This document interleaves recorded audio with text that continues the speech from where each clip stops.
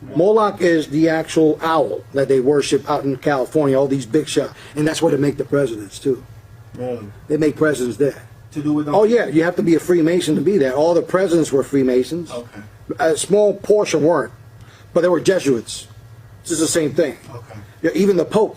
Yeah, everything is controlled by the white and black Pope. Yeah. So black and white, which is white and black tiles, is where we have our temple. That's where you get that. Yeah, the yin yang, the Right. good versus evil. You got to have one of the balance.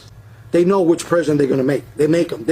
All this political stuff, right. That's just BS. Right. The all-seeing eye is Lucifer. Right. Underneath them is the Rothschilds. Underneath them is the Council of 13. Underneath them, you got the Council of 33.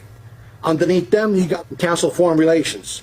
And underneath them, you got, like 6 big companies. They own all the real estate and they own all, media. The Masons are the foot soldiers of the Illuminati. Bill Clinton, Mason, CFR, Bilderberg, Trilateral. George H.W. Bush, Mason, Committee of 300, Skull and Bones, CFR, Trilateral. Ronald Reagan, Mason, Knights of Malta. Jimmy Carter, Mason, CFR, Trilateral. Gerald Ford, Mason, CFR. And on it goes.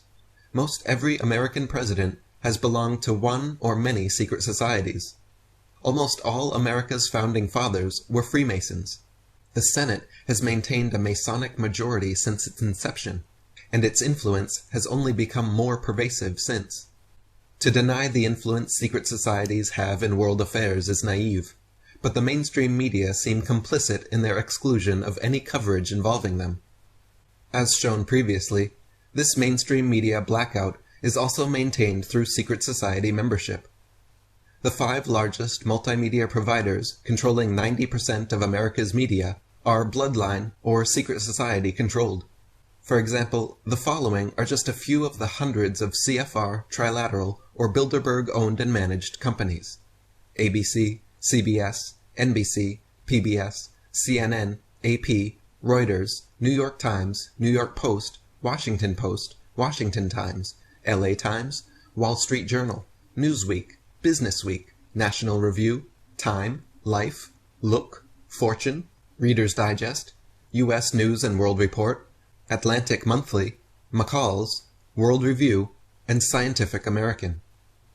Not only are the media CEOs and boards of directors usually secret society members, so are the show hosts and news anchors. Here's a sampling of some mainstream anchors and media personalities found on secret society rosters: Peter Jennings, Dan Rather, Tom Brokaw, Ted Koppel, Barbara Walters, Diane Sawyer, William F. Buckley Jr., Joseph Harsh, Bill Myers, C.C. Collinwood, David Brinkley, John Chancellor, Marvin Kalb, Daniel Shore, Joseph Kraft, James Reston, Max Frankel, David Halberstrom, Harrison Salisbury, Sol Linowitz, George Will, Robert McNeil, David Gergen, and Mortimer Zuckerman. Jim Marrs wrote, "There can be no argument regarding the reality of secret societies today.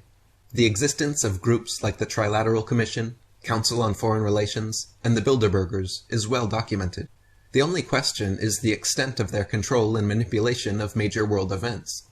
Likewise, there is no question that members of these societies exert inordinate control over many of the largest corporations and banks in the world.